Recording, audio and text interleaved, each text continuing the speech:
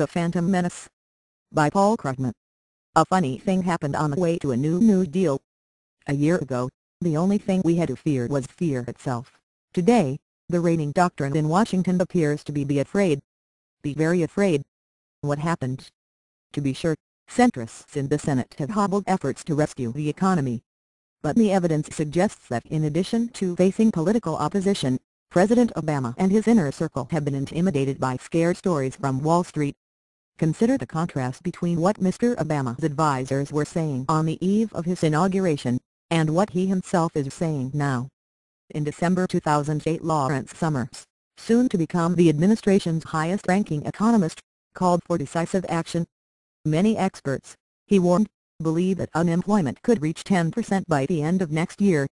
In the face of that prospect, he continued, doing too little poses a greater threat than doing too much. 10 months later, unemployment reached 10.2%, suggesting that despite his warning, the administration hadn't done enough to create jobs. You might have expected, then, a determination to do more. But in a recent interview with Fox News, the president sounded diffident and nervous about his economic policy. He spoke vaguely about possible tax incentives for job creation.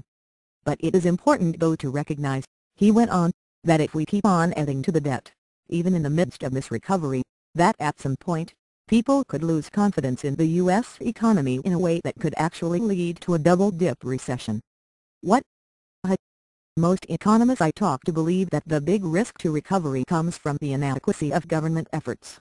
The stimulus was too small, and it will fade out next year, while high unemployment is undermining both consumer and business confidence.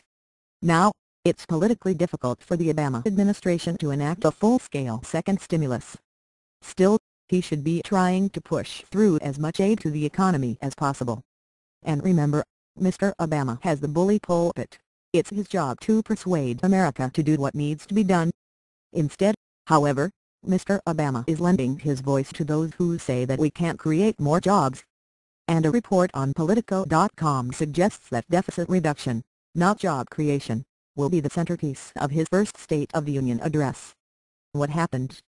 It took me a while to puzzle this out. But the concerns Mr. Obama expressed become comprehensible if you suppose that he's getting his views, directly or indirectly, from Wall Street.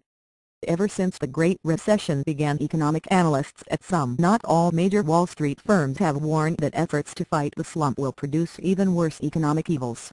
In particular, they say, never mind the current ability of the U.S. government to borrow long-term at remarkably low interest rates, any day now, budget deficits will lead to a collapse in investor confidence, and rates will soar. And it's this latter claim that Mr. Obama echoed in that Fox News interview. Is he right to be worried? Well, spikes in long-term interest rates have happened in the past, most famously in 1994. But in 1994 the U.S. economy was adding 300,000 jobs a month, and the Federal was steadily raising short-term rates.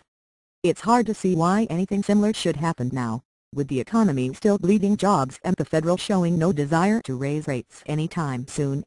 The better model, I'd argue, is Japan in the 1990s, which ran persistent large budget deficits, but also had a persistently depressed economy, and saw long-term interest rates fall almost steadily. There's a good chance that officials are being terrorized by a phantom menace, a threat that exists only in their minds. And shouldn't we consider the source? As far as I can tell, the analysts now warning about soaring interest rates tend to be the same people who insisted, months after the Great Recession began, that the biggest threat facing the economy was inflation.